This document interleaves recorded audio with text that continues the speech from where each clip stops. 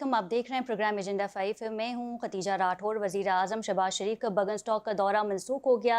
इससे पहले ये बातें हो रही थी कि वज़ीर आज़म स्विट्ज़रलैंड का दौरा करेंगे, लेकिन जिस तरीके से इलेक्ट्रॉनिक दस्तावेज़ फ़रीक़ैन ने साइन किए हैं, वाइट हाउस ने भी इसकी वीडियो जारी कर दी है। ईरान की जानिब से सदर ने दस्तखत किए, जबकि डोनाल्ड ट्रंप ने भी फ्रांस के दौरे पर दस्तखत किए और बताया ये जा रहा है कि हतमी मुआहदा 60 रोज़ के अंदर हो सकता है। स्ट्रेट ऑफ हॉर्मज़ मुकम्मल तौर पे खोला जाएगा और 60 दिन के अंदर अंदर जो शिप जहाज वहां से गुजरेंगे, ईरान उससे टोल या टैक्स नहीं लेगा। साथ ही जो निकात सामने आए हैं उसमें यही था कि मुकम्मल जंगबंदी होगी तमाम फ्रंट्स पे, इंक्लूडिंग लेबनान। और ईरान ने यह वाज़ेह कह दिया था जब ये सीज़ फायर का मुआहदा तय नहीं पाया था कि लेबनान में भी मुकम्मल जंगबंदी होगी। साथ ही एक अहम नुक्ता ये भी है कि दाखिली मामलात पर मुदाखलत नहीं की जाएगी। तो ईरान ने तो वैसे भी किसी भी मुल्क के दाखिली मामलात पर मुदाखलत नहीं की है, जबकि ये काम अमेरिका का है, चाहे वो वेनेजुएला की सूरत में हो या फिर सीरिया, फ़लस्तीन और ईरान। साथ ही अगर माजी की थोड़ी बात की जाए तो ग्रीनलैंड के भी हवाले से भी डोनाल्ड ट्रंप का ये कहना था कि अगर वो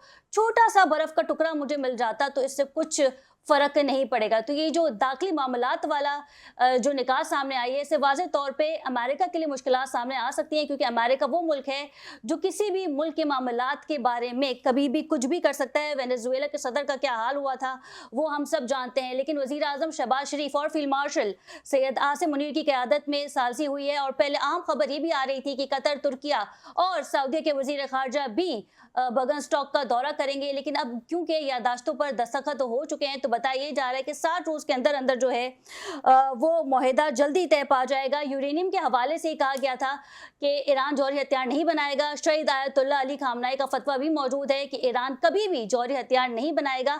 अब इस यूरेनियम को किसी और मुल्क मुंतकिल किया जाएगा, नहीं किया जाएगा, या फिर ईरान का ये कहना ही काफ़ी होगा कि हम जौहरी हथियार नहीं बनाएंगे। इन तमाम तर सूरत हाल को अगर देखा जाए तो माजी में जो पाबंदियां लगाई गई थी ईरान पे 47 ईयर्स तक कि वो अपना तेल एक्सपोर्ट नहीं कर सकता था, अब वो पाबंदियां भी हटा दी जाएंगी। और इसमें खासा फायदा जो है वो पाकिस्तान को होगा, क्योंकि माजी में भी ईरान के साथ हमारा मुआहदा था ईरान गैस पाइपलाइन का। और हम देखेंगे कि पाकिस्तान जो है वो सस्ता पेट्रोल ले सकता है। और लगभग माहिरीन के हिसाब से बताया भी जा रहा है, जो प्रोग्राम में भी हम बात करेंगे, कि आने वाले कुछ दिनों में जो है वो पेट्रोल मजीद सस्ता भी हो सकता है। लेकिन अगर बात की जाए स्पॉयलर्स की, तो फिर क्या ये कहना दुरुस्त होगा कि एक बार फिर इसराइल ने अगर जारियत की लेबनान पर, तो फिर ईरान की जानिब से जो है वो जंग का आगाज दोबारा हो सकता है। ईरान ने वाज़ेह कहा है कि सीज़ फायर की मुकम्मल पासदारी होगी, जिसके बाद अमेरिका भी इसकी पासदारी में शरीक होगा और फिर हम देखेंगे कि मशरिक़ वस्ता में एक बार अमन फिर मौजूद होगा। और साथ ही ये भी बताया गया निकात में कि जो मशरिक़ वस्ता के आसपास के जो ममालिक हैं, अमेरिका वहाँ से चला जाएगा, यानी कि जो हवाई अड्डे वहाँ पे मौजूद है खलीजी ममालिक की हिफाजत के लिए। तो लेकिन वो तो फिर रेस्ट इज हिस्ट्री, क्योंकि हमने ये भी देखा था कि जो हिफाजत के लिए मौजूद थे उन्होंने सिर्फ इसराइल की हिफाजत की जब खलीजी ममालिक पे इसराइल की जानिब से मिसाइल दागे जा रहे थे, यानी रिटेलिएट किया जा रहा था। इस पर मजीद बात करेंगे। हमारे साथ मौजूद है doctor Niyaz Murtaza, expert in international affairs. John Hussain साहब भी हमारे साथ मौजूद हैं, सहाफ़ी हैं तेहरान से। बहुत शुक्रिया जॉन आपके वक्त का। आप मुझे सुन पा रहे हैं? जी, जी, बहुत-बहुत शुक्रिया मुझे बुलाने के लिए, थैंक यू सो मच। जी जॉन, ये बताइएगा कि याददाश्त पर दस्तखत हो गए हैं, ईरानी सदर ने दस्तखत किए, वहाँ डोनाल्ड ट्रंप ने किए।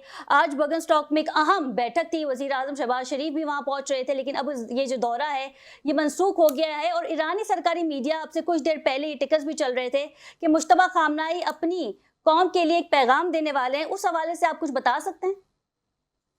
जी, बिल्कुल सरेंडर डॉक्यूमेंट पे साइन कर दिया है ट्रंप साहब ने एंड डील पे साइन कर दिया है। जो एमओयू है, इस्लामाबाद अकॉर्ड्स जो है, उस पे साइन कर दिया है ईरान ने भी और शहबाज शरीफ साहब ने भी, हमने देखा। और अभी जो मामला है आगे, जो साइनिंग का जो फैसला था, वो ज़ाहिर-सी बात है क्योंकि वर्चुअल साइनिंग हो गई थी और 60 दिन का आगे मामला है, तो इतना आसान नहीं है कि 60 दिन के लिए जो हाई लेवल पर्सनैलिटीज़ हैं, वो आएँ किसी अनसर्टेनिटी के साथ। तमाम तमाम फरीकैन की बात हो रही है और वो वहाँ पे एग्ज़ैक्टली क्या करेंगे, इस चीज़ का कोई प्लान जो है वो वाज़ेह तौर पे सामने नज़र नहीं आ रहा था। तो बेहतर ये है कि एक दफ़ा चीज़ें मामलात हल हो जाएँ, उसके बाद जो फाइनल साइनिंग होगी उसके लिए आई थिंक ये प्लान बनाया जाएगा। बट यू कैन सी, हो सकता है कि हाई लेवल डेलीगेशन टॉक्स के लिए भी आएँ, तो उस वक़्त हो सकता है कि शमूलियत हो टॉप लीडरान की भी। जहाँ तक बात रही आयतुल्लाह मुश्तबा खामनाई के बयान की, बिल्कुल बयान सामने आने वाला है इंशाल्लाह थोड़ी देर में, और जैसे ही आएगा इंशाल्लाह हमें पता चल जाएगा। मेरे ख्याल में तो जो ये है, ये जो एमओयू है उसके हवाले से बात होगी, और जी। जो मुहर्रम है उसके हवाले से बात होगी, और जो तदफीन की आयतुल्लाह अली खामनाई की तदफीन है उसके उसके हवाले से आगे और बात होगी। आई थिंक ये 3 चीज़ें कवर्ड अच्छा होंगी जॉन, उनके इस वक्त बयान के क्या थ्रू। अपडेट है कि स्ट्रेट ऑफ हॉर्मस को मुकम्मल खोल दिया गया है? शिप्स जो हैं वो वहां से गुजर रही हैं बासानी? देखिए स्ट्रेट ऑफ हॉर्मुज़ को खोलना शुरू कर दिया है, आप ये कह सकते हैं। शिप्स बआसानी गुजरेंगी तब जब सारी चीज़ें अकॉर्डिंग टू द डील लिखा हुआ है कि हॉर्मुज़ का ब्लॉकेड तो हमें पता है अमेरिका ने उसके साथ कंप्लाई कर लिया, हटा दिया है। लेकिन स्ट्रेट ऑफ हॉर्मुज़ में अभी भी टेक्निकल मामलात हैं। फॉर एग्जांपल कमर्शियल कश्तियों के लिए वो खुला हुआ है। मिलिट्री वेसल्स वहाँ पे नहीं आ सकती। एमओयू के अंदर लिखा हुआ है कि कमर्शियल शिपिंग वहाँ पे अलाउड है। फिर जो दीगर माइनिंग और इन सब की चीज़ें हैं, माइन्स को हटाना, जो माइन्स जिन जगहों पे लगाई हुई हैं उनको हटाना, उसमें थोड़ा-सा टाइम लग सकता है। तो अगर वो हो जाता है हल, तो हमें पता है एमओयू के मुताबिक कि उसके अंदर लिखा हुआ है कि ईरान और ओमान जो है वो मिलके डिसाइड करेंगे कि एग्जैक्टली इसके साथ आगे कैसे बढ़ना है। सही। 60 दिन तक जो है वो टोल नहीं लेगा ईरान, लिखा हुआ है इसके अंदर, बिल्कुल। कोई चार्जेस नहीं लेगा। जी। अच्छा, मैं मुर्तज़ा साहब की जानिब भी जाऊँगी, लेकिन ये थोड़ा-सा क्लेरिफ़ाई कीजिएगा कि जो शिप्स आपने कहा है कि जो असला बरदार शिप्स होंगी, वो नहीं गुज़र पाएँगी, लेकिन जो अमेरिकन ब्लॉकेड है, वो इस वक़्त वहाँ पे मौजूद है जॉन? नहीं, अमेरिकन ब्लॉकेड इस वक्त मौजूद नहीं है। अमेरिका ने ब्लॉकेड लिफ्ट करना शुरू कर दिया। मेरी मालूमात के मुताबिक पहले दिन 5 कश्तियां गईं और आज की अपडेट मैं नहीं ले पाया हूं, लेकिन जब ये मुआहदा सही। फाइनल होने वाला था, जब सामने इस डील आपके साइन होने वाली थी, उससे पहले से ही मैंने अपने ट्विटर पे भी लगा दिया था कि ब्लॉकेड जो है वो लिफ्ट होना शुरू हो गया है। तब तक 3 टैंकर गुजर चुके थे। तो ये बहरहाल ब्लॉकेड तो लिफ्ट हो गया नजर आ रहा है। सही। और जाहिर सी बात है इसके साथ साथ हॉर्मुज भी खुल ही जाएगा। बिल्कुल ठीक है। डॉक्टर नियाज़, पाकिस्तान की बड़ी कामयाबी शहबाज शरीफ साहब की सालसी में हमने देखा कि दोनों फ़रीक़ें जो इतने सालों से मुआहदा नहीं हो पा रहा था, सैंक्शंस थी, ईरान पे पाबंदियाँ थी, अब ख़त्म होने जा रही हैं। पाकिस्तान का वक़ार दुनिया में, अब ख़ित्ते में मनवाया जा रहा है। कैसे देखते हैं आप इस मुआहदे को? जी ये मुहिदा मेरा ख़्याल है ये कहना चाहिए कि अमेरिका की खासी बड़ी ये शिकस्त है और ईरान के लिए बहुत बड़ी ये कामयाबी है। क्योंकि देखिए एक तो वो 2-3 महीने तक जो है बॉम्बिंग करते रहे, उसका कोई नतीजा नहीं निकला।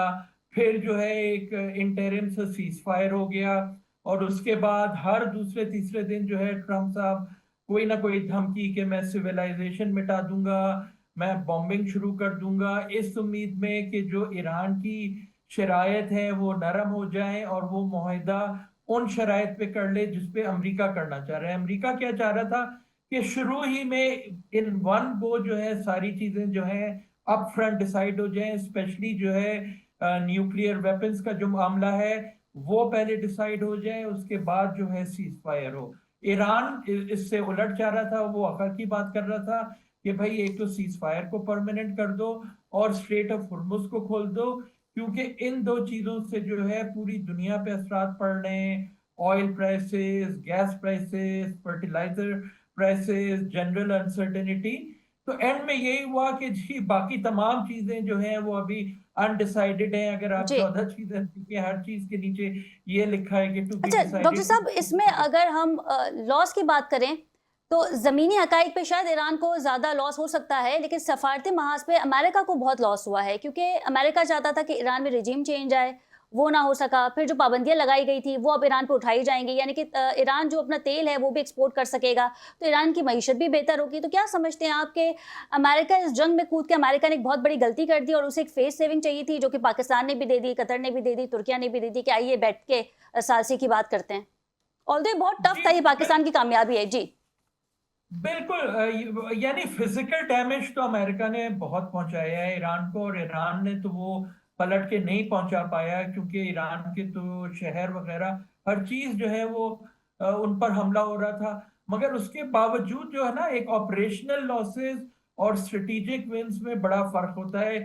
ईरानियंस ने और इवन आम ईरान के जो लोग हैं, उन्होंने इस कदर डट कर बहादुरी से मुकाबला किया है कि जितना भी नुकसान पहुंचा दिया अमेरिका ने फिजिकली, मगर वो उनके रिजॉल्व को जो है नहीं तोड़ पाया। और इसी वजह से जो है स्ट्रेटेजिक लेवल पे अमेरिका को जो है बहुत बुरी शिकस्त हुई है, जो कि बाहर के लोग नहीं कह रहे, उनके अपने जो मीडिया है वो कह रहा है। और जो रिपब्लिकन जो स्टॉन्च तरीन जो सपोर्टर हैं ट्रम्प के, जी। वो ये कह रहे हैं। और सबसे बढ़ के ज़ाहिर है इजराइल तो कह ही रहा है कि ये हर तरीके से जो है अमेरिका का लॉस हुआ है, अब उसे छुपाने की कोशिश कर रहा है। ट्रम्प ने भी मान लिया कि भाई मेरे पास कोई ऑप्शन ही नहीं बचा था। एक उसका वीडियो चल रहा है कि मैं क्या और करता, मैं मजबूर था, ऑयल रिजर्व्स पे असर पड़ रहा था, ऑयल प्राइसेस पे असर पड़ रहा था, जी। There was nothing I could do. यानी हार उन्होंने खुले खुले अच्छा जो है डॉक्टर साहब, वो आप क्या क्या वजह समझते हैं कि बगन स्टॉक में तकरीब का इनेकाद किया जा रहा था, दीगर ममालिक ने आना था, कतर की बात करें, फिर ये भी बताया जा रहा था कि सऊदीया के वजीर खारजा भी वहाँ पहुंचेंगे, वजीर आजम शहबाज शरीफ साहब भी वहाँ जाएंगे, लेकिन इस दौरे को मनसूख कर दिया गया। नहीं, मेरा ख्याल है वो इसकी कोई बहुत ज्यादा बड़ी सिग्निफिकेंस तो नहीं समझनी चाहिए। अब ये हुआ है कि जो अब आज से जो है ना, आप समझे, बल्कि कल शाम से ही ये मुआहिदा इन इफेक्ट हो गया है।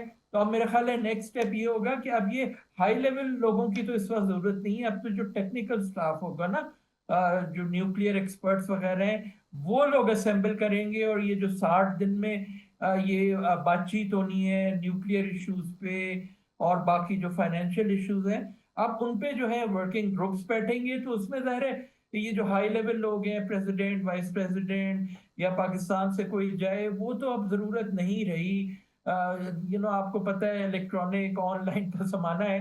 तो जी। अब नेक्स्ट स्टेज ये है, अभी वो डिसाइड होगा कि वो बातचीत कहाँ होगी। ये जो टेक्निकल लेवल की है, आया स्विट्जरलैंड में हो सकता है, कुछ बातचीत स्विट्जरलैंड में हो, कुछ पाकिस्तान में हो जाए, कुछ कतर में हो जाए। क्योंकि 60 दिन की बातचीत है तो उससे रोटेशन करना भी मुनासिब है, ताकि किसी एक मुल्क पे बहुत ज्यादा बोझ ना पड़े।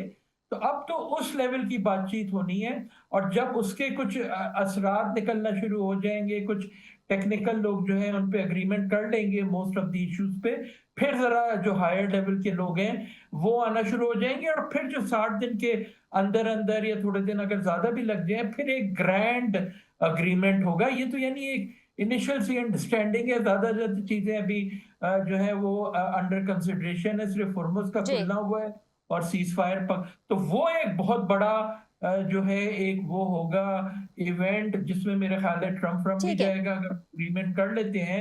तो that will be the next thing to look at, कि बहुत बिल्कुल बड़ा। ठीक है। जॉन, ये बताइएगा कि निकात में ये भी शामिल है कि ईरान को 300 अरब डॉलर सरमायाकारी का फंड मिलेगा, और दूसरे जो ममालिक हैं वो भी ईरान में फंडिंग, या फिर आप ये कह दें सरमायाकारी कर सकते हैं, बिजनेस कर सकते हैं, तो ये भी निकात में शामिल है। जी, बिल्कुल, ये निकात में शामिल है और $150 बिलियन कहा जा रहा है कि इसके अंदर ऑलरेडी पीछे बैक एंड पे जो है वो प्लेज हुए हुए हैं कि कौन कहाँ से क्या देगा।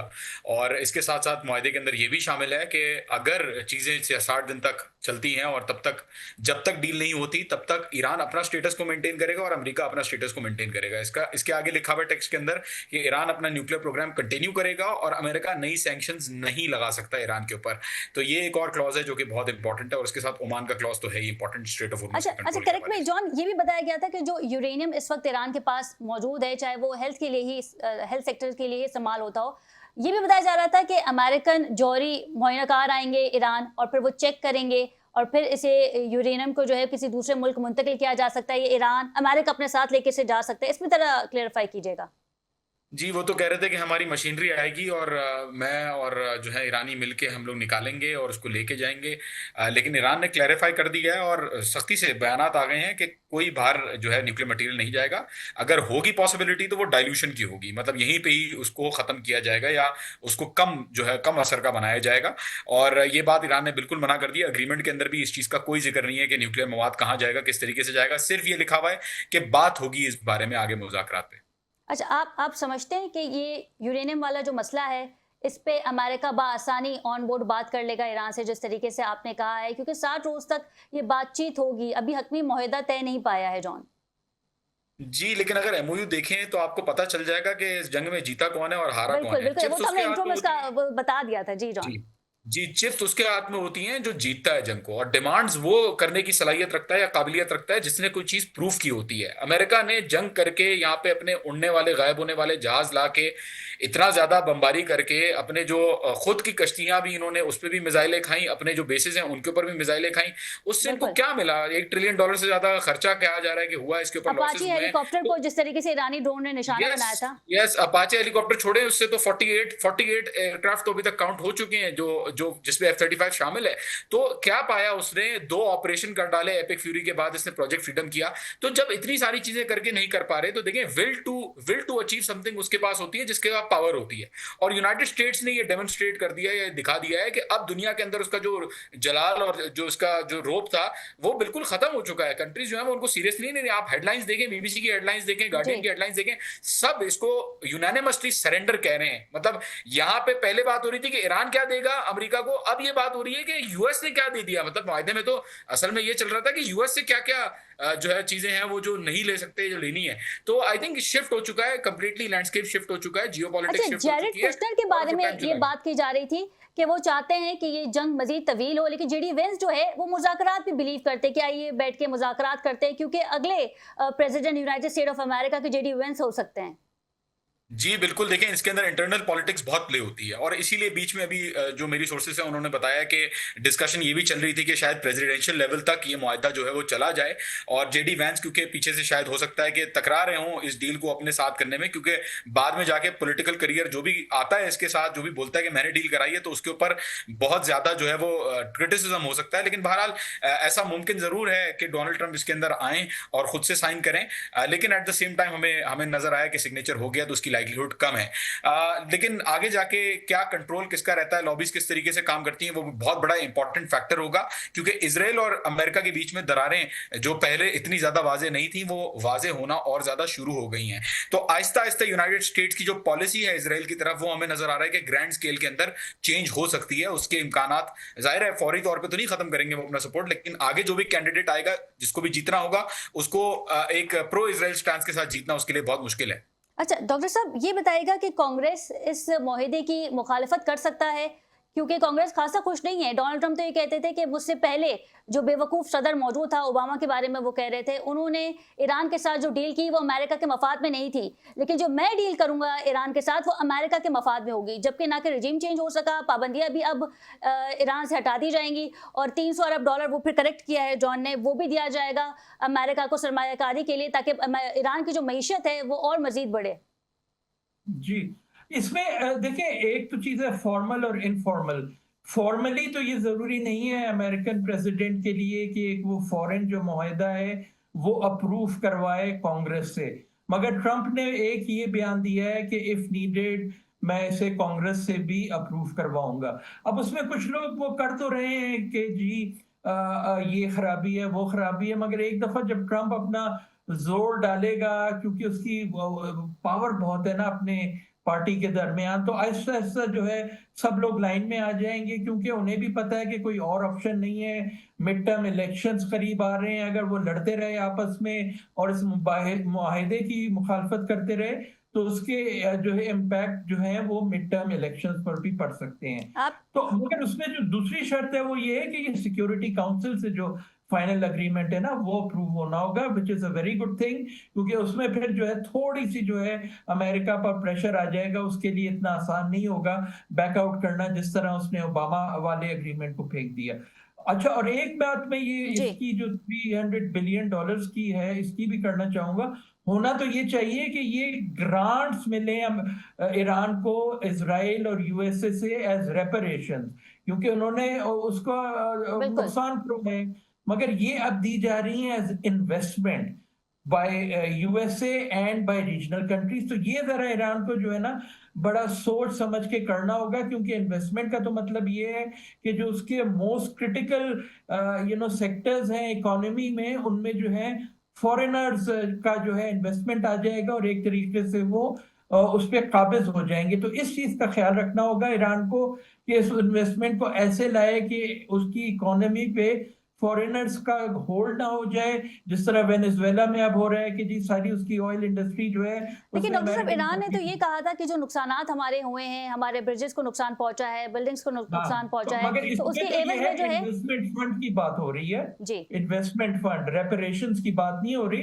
तो ये चीज जो है अब अगले 60 दिन में होने होगा कि वो इन्वेस्टमेंट अगर आए भी तो इस तरह आए कि ईरान का नुकसान ना हो, कंट्रोल रहे और इकोनॉमिक इंपीरियलिज्म ना हो यूएसए और जो बाकी जो गल्फ कंट्रीज हैं जिनसे ईरान के इतने अच्छे ताल्लुकात नहीं है। अच्छा, ये मिड टर्म इलेक्शन में भी हम देखेंगे कि डोनाल्ड ट्रंप की साख को या उनकी मकबूलियत पे खासा असर पड़ सकता है। 4 रिपब्लिकन्स ने भी उनके खिलाफ वोट दे दिया था। तो क्या समझते हैं आप कि ये जो मुआहदा हुआ है, अब हम यहाँ पे बैठ के प्रोग्राम कर रहे हैं, लेकिन हम यही बात कर रहे हैं ना कि अमेरिका को तो इसमें खसारा हुआ है, तो यकीनी तौर पे कांग्रेस और अमेरिकन अवाम भी इस बारे में सोच रही होगी कि डोनाल्ड ट्रंप ने एक अहमकाना जंग शुरू की इसराइल के कहने पे, और उसका इफेक्ट हम देखेंगे कि मिड टर्म इलेक्शन में भी डोनाल्ड ट्रंप को पड़ेगा। नहीं, वो तो पड़ेगा, मगर अगर मुआहदा ना होता ना, तब तो और ज्यादा नुकसान है ना। तो अब तो ये जो है कि heads you win tells you lose, वो वाली बात हो गई है ना। जो भी कर ले नुकसान तो होगा, मगर इसमें फिर भी थोड़ी बेहतरी है कि जी एक मुआहदा हो जाए, ऑयल प्राइसेस नीचे आना शुरू हो जाए, फिर जो वो खफगी है वो तो रही जाएगी कि जी क्यों ये बेवकूफ़ी की तुमने जंग शुरू की थी, और वो तो डेमोक्रेट्स इसको हैमर करेंगे। मगर अगर अग्रीमेंट भी नहीं होता और ओपन एंडेड चीजें रह जाती हैं, तब तो फिर रिपब्लिकन्स का और भी ज्यादा नुकसान होना है। तो अब जो लीस्ट वर्स्ट ऑप्शन उनका यही है कि सब क्लोज रैंक करें, इस मुआहदे के पीछे आ जाएं और उसमें पॉजिटिव दें। अच्छा जॉन, ग्रेटर इसराइल नेतन्याहू का एक ख्वाब था जो चकनाचूर हो चुका है, और हमने ये देखा कि मुआहदे से करीब एक बार फिर इसराइल ने लेबनान के जनूबी इलाके पर हमला भी किया था, और कुछ एरिया जो है वो इसराइल ने अपने कब्जे में भी ले लिया था। वो फिर आप इस प्रोग्राम में करेक्ट कर सकते हैं। लेकिन अब जो मुआहदा हुआ है उसमें साफ कहा गया है कि सीज फायर तमाम फ्रंट्स पे होगा। आप क्या समझते हैं कि एक बार फिर इसराइल की जानिब से जारियत की जा सकती है, क्योंकि इस खित्ते में दो स्पॉयलर्स हैं, एक भारत और दूसरा इसराइल? देखिए, पहले तो मैं डॉक्टर साहब की बात से एब्सोल्युटली एग्री करता हूं इन्वेस्टमेंट के ऊपर, लेकिन ये जो एमओयू है उसके अंदर क्लॉज नंबर 6 के अंदर लिखा हुआ है कि $300 बिलियन रिकंस्ट्रक्शन और इकोनॉमिक डेवलपमेंट के, तो अभी भी वाजे नहीं है कि इन्वेस्टमेंट की ही शक्ल में आएंगे या नहीं, लेकिन एब्सोल्युटली एग्रीड। वो सारे जितने भी मसले हैं जो माइंस हैं उसके अंदर, और जितनी आगे जाके imperialist I think neo colonialist जितनी भी चीज़ आ सकती है उनसे बच के रहना होगा। अब बात अगर करें इसराइल की, देखें इसराइल का पहले क्या कहा जाता था, पहले कहा जाता था कि इसराइल स्पॉइलर है, इसराइल चीज़ें खराब करता है। अभी दुनिया को दिखाने के लिए ईरान ने अमेरिका और इजराइल को आमने सामने लाके खड़ा कर दिया है। किस तरीके से? Clause number 1 of the MOU ये कहता है कि लेबनान की सॉवरेंटी और टेरिटोरियल इंटेग्रिटी जो है उसको प्रोटेक्ट किया जाएगा, और इस बहाने से अगर कल को अमेरिका ये चीज इंश्योर नहीं करवा पाया तो ईरान के पास राइट है कि वो इजराइल के साथ रिटेलिएट कर सकता है, फिर अमेरिका को साइड पे होना पड़ेगा मजबूरन, क्योंकि ईरान के पास ग्राउंड्स होंगे इस चीज को करने के लिए। तो दुनिया के सामने ये चीज आ गई है, ये देखने के लिए कि कौन असल में जो है वो कंट्रोल में है, क्या अमेरिका के पास इतनी ताकत है कि वो इसराइल को कंट्रोल कर सकें। और बिल्कुल ईरान को भी ये समझ में आता है और हिजबुल्लाह को भी ये समझ में आता है, तमाम मजामती ग्रोह को समझ में आता है कि इसराइल इसको डिरेल करने की कोशिश करेगा। शेख नईम का जो हिजबुल्लाह के सेक्रेटरी जनरल है उनका बयान आया था इस बारे में, और उन्होंने वेलकम किया जो एमओयू है इस्लामाबाद अकॉर्ड उसको वेलकम किया, और साथ ही साथ लेबनान के प्रेसिडेंट ने भी इसको वेलकम किया। तो वहां पे वो लोग ये चीज अंडरस्टैंड कर रहे हैं, but at the same time आपने जैसे इलाकों का जिक्र किया, बिन्ते जबेल है फॉर एग्जांपल, और कुछ इलाके टियर है, नाप्ती है, इनके अंदर ही हमले कर रहे हैं, लेकिन बिन्ते जबेल है फॉर एग्जांपल जिसके अंदर सीज का जो है वो एस्पेक्ट है इजराइल का, और ये इलाके हिजबुल्लाह चाह रही है कि किसी तरीके से इनको पुश बैक करके पीछे धकेला जाए। यहाँ पे रेड लाइंस ये एस्टैब्लिश हुई है कि जो एक्टिव कॉन्फ्लिक्ट जोन्स हैं उसके अंदर तो ईरान फिर भी बर्दाश्त कर रहा है, अमेरिका का वेट कर रहा है कि वो किसी तरीके से मजबूर करा दे इजराइल को कि वो अटैक ना करें। बट अगर बात आगे बढ़ती है, फॉर एग्जांपल बैरूत पे हमले की बात होती है, या किसी और अर्बन पॉपुलेशन के ऊपर या सिविलियन इलाकों के अंदर बमबारी की बात होती है, तो आई थिंक ईरान इसके अंदर रिटेलिएट कर सकता है। अभी भी बयान बहुत सख्त आ रहे हैं, बार बार अफर्म किया जा रहा है कि जी हम मुज़ाकरात की टेबल पे तब तक नहीं बैठेंगे। अच्छा, सबसे बड़ा बयान ये है डोनाल्ड ट्रंप का कि उन्होंने कहा कि जब दीगर ममालिक बैलिस्टिक मिसाइल्स बना सकते हैं तो फिर हम ईरान को नहीं रोक सकते। माजी के बयान देख लें आप जॉन, वो नहीं चाहते थे कि ईरान के पास वो मिसाइल हो जो डायरेक्ट जिनकी हुदूद जो है वो इसराइल तक पहुंचे, इसराइल को टारगेट कर सके। तो बयानात में भी खासी तब्दीली आई है। मैं आपको पूरा इसका एनालिसिस दे देता हूं। बॉडी लैंग्वेज आप देखें, पहले बॉडी लैंग्वेज क्या थी? डोनाल्ड ट्रंप बड़ा स्ट्रॉन्ग पोस्चर के साथ, बड़ा कॉन्फिडेंटली हाथ इधर उधर जा रहे होते थे, और वो जो है वो बड़ा लाउड वॉइस के साथ और टोन बना के जो है वो चीजें बोल रहा होता था, एक शेर की तरह अपने आप को दिखा रहा होता था कि जैसे उसके अंदर बहुत पावर है, और वाकई नजर आता था कि एक कॉन्फिडेंट बंदा बात कर रहा है, भले वो जो भी बोले अनाप शनाप जो भी बोल रहा हो, लेकिन बहरहाल एक नजर आता था कि बंदा कॉन्फिडेंट है और अग्रेसिव है। अब अगर आप स्टेटमेंट देखें, ना सिर्फ उसने ये कहा कि बैलिस्टिक मिसाइल्स ईरान के पास सही है, अगर है तो कोई मसला नहीं है, उसने ये भी कहा कि हमास ने बहुत अच्छा बिहेव किया है, they behave really well, Islamic Republic is strong, rational, smart, nice, इनके डीलर्स बड़े, इनके जो लीडर्स हैं वो बड़े अच्छे हैं, और साथ ही साथ न्यूक्लियर मवाद के ऊपर से बोला ठीक है जी, बराबर वालों के पास है तो ईरान के पास भी होनी चाहिए बिजली बनाने के लिए। और साथ ही साथ उसने ईरान की जो पैसे हैं फ्रोजन एसेट्स से उसके बारे में क्या बोला? बोला at some point I think we need to return, मतलब हमें वापस करने होंगे कभी ना कभी ये पैसे ईरान के, क्योंकि दुनिया हमारे ऊपर भरोसा नहीं करेगी। देखें ये वाली बात है कि बिल्कुल ही जब एक पोजीशन में इंसान आ जाता है ना कि उसको कोई ऑप्शन नहीं मिलता तब उसकी ऐसी लो टोन्ड बॉडी लैंग्वेज, उसकी ऐसी वीक नजर आती है, हाथों की कोऑर्डिनेशन भी चली जाती है, क्योंकि वो सरेंडर कर चुका होता है। और ईरान जीता या अमेरिका जीता, ये बात आपको कोई डील से भी अगर आपको नहीं पता चल रहा, तो ट्रंप की बॉडी लैंग्वेज और ट्रंप की जो बातें हैं वो आपको दिखा देंगी कि किसने किसको हराया। अभी तो फ्रोजन एसेट्स की जो बात हो रही है वो आगे जी। जाके आपको नजर आएगा, मीडिया के अंदर खबरें आना शुरू हो जाएंगी कि ईरान को कितने पैसे कहां से मिले हैं। इस बात पे आई डोंट थिंक मैं ज्यादा कमेंट कर पाऊंगा, लेकिन बहरहाल बहुत सारी चीजें अभी नजर आनी है दुनिया को जो नजर नहीं आई है। और हम देखेंगे जॉन कि आने वाले वक्त में जो है वो ईरान की मईशत बेहतर हो जाएगी। ये जंग ईरान ने शुरू नहीं की थी, ये इसराइल और अमेरिका की मुश्तरका जंग थी, जिसमें मिसाइल दागे गए, आयतुल्ला अली खामनेई की शहादत हुई, बड़ी शहादत हुई अली लारजानी की भी। अब हम देखेंगे कि ईरान का बेहतर वक्त आ रहा है और मईशत भी अब बेहतर होगी। आपको मैं अगर बताऊं 12% इंक्रीज हुआ डॉलर के मुकाबले, तो रियाल, जो ईरानी रियाल है उसकी कदर में 12% इजाफा हुआ है। एक दिन के अंदर 5% हुआ, फिर 3.5% हुआ, और अभी तक मुसलसल जो है वो ईरानी रियाल जो है वो कंप्लीटली अबव रैली के ऊपर है, जबकि दूसरी जगहों पर स्टॉक मार्केट है बहुत बुरी तरीके से गिर रही है। ईरान की स्टॉक मार्केट इस वक्त ऑल ग्रीन, मतलब कोई इसके अंदर नेगेटिव सिग्नल नहीं है, सारी ग्रीन जो है उस पर हुई हुई है। 170 मिलियन बैरल्स जो क्रूड उनका ऑयल है वो बेचने के ऑर्डर जो है वो लगे हुए हैं। और उसके साथ साथ हमें ये नजर आ रहा है कि लॉन्ग टर्म इकोनॉमिक प्रोस्पेक्ट्स बहुत ज्यादा हैं। लेकिन चले हम कह देते हैं कि 60 दिन के अंदर डील नहीं होगी, मैं कह देता हूं चले नहीं होती, लेट सपोज, जबकि फोर्स करेगा यूनाइटेड स्टेट्स को आने के लिए, लेकिन लेट सपोज नहीं होती, तो क्या होगा जी? तो जो कश्तियां जा रही हैं स्ट्रेट ऑफ हॉर्मुज से, उनको क्या सिवाय कुछ ममालिक के, पाकिस्तान, चाइना, रशिया, इन ममालिक के, क्या ईरान जो है वो उनसे टोल नहीं लेगा? मुझे नहीं लगता कि वो टोल छोड़ देंगे और टोल के बगैर जाने देंगे। इस मुल्क ने, देखें, सबसे बड़ी बात यह कि हथियारों से फैसला नहीं होता जंगों का। बिल्कुल। लोग यहाँ पे 108 दिन बाहर खड़े रहे हैं, यहाँ पे रोडों पे धूप के अंदर, रोजे के अंदर मैंने लोगों को बाहर आते हुए देखा है, और बगैर वापस गए लोग जो है वो ये डिमांड करके गए कि अगर जीत होगी तो वो ईरान की ही टर्म्स पे होगी, मुआहिदा होगा तो वो ईरान की टर्म्स पे होगा। और अभी आपको नजर आ रहा है कि मुआहिदे के अंदर जितने भी 14 नुकात हैं, हर एक नुकात ये आपको दिखा रहा है कि ईरान जीत चुका है, बिल्कुल और ट्रंप की खुद की जो बॉडी लैंग्वेज है वो ये दिखा रही है। बिल्कुल डॉक्टर साहब, जिस तरीके से जॉन ने ये कहा कि हर एक नुकात ये बता रहा है कि ईरान जीत रहा है, जो ईरान माजी में कहता रहा अब उन्हीं पे जो है वो सिग्नेचर्स हो रहे हैं। लेकिन यहाँ एक सवाल ये है, उसका आप बेहतर अंदाज में जवाब दे सकते हैं कि क्या अमेरिका के पास इतनी ताकत है कि वो इसराइल को रोक सके? एब्सेंस फाइल का भी एक मामला है, अगर इसराइल की जानिब से दोबारा लेबनान पर जारियत की जाती है तो फिर ये मुआहिदा नहीं हो पाएगा। जी, मेरा ख्याल है सबसे वीकेस्ट जो है वही और रिस्की जो एरिया है वो वही है कि जी हाउ इजराइल बिहेव्स। वैसे तो ताकत तो बहुत ज़्यादा है अमेरिका की, मुख्तलिफ तरीके से जो है इजराइल को कंट्रोल कर सकता है, आर्म्स फ्लो, फॉरेन एड, और फिर सबसे बड़ी चीज़ हर वक्त वीटो से वो बचाता है जो सिक्योरिटी काउंसिल में इजराइल के खिलाफ आती हैं रेजोल्यूशंस वगैरह। तो हरबे तो उनके पास बहुत हैं, मगर ये कि फिर इजरायली लॉबी भी अमेरिका में काफी मजबूत है, तो ये कॉन्स्टेंट जंग होगी। इस हद तक तो है कि जी दोबारा और हमले ना करे इजराइल। मेरा ख्याल है ये तो कंट्रोल कर सकता है, मगर ये कि इजराइल को विड्रॉ करवाने की वो करे, ये जरा जो है चीज देखनी होगी कि अच्छा डॉक्टर साहब, क्योंकि वक्त की कमी है, मैं चाहूंगी इस पे भी कमेंट करें। मोदी ने भी ट्रंप को मुबारकबाद दी है इस मुआहिदे की, लेकिन इसकी जो सालसी है वो पाकिस्तान कर रहा था, फील्ड मार्शल सईद आसिम मुनीर कर रहे थे, वजीर आजम शहबाज शरीफ साहब कर रहे थे, पाकिस्तान का नाम लिए बगैर ही डोनाल्ड ट्रंप को मुबारकबाद दे दी है। हाँ, नहीं, जाहिर बात है, अब आप उनसे तो ये जी उम्मीद नहीं कर सकते। वो खासे खफगी उनको इसी चीज की है कि वो 2-3 साल से जो है पाकिस्तान को आइसोलेट करना चाह रहे थे।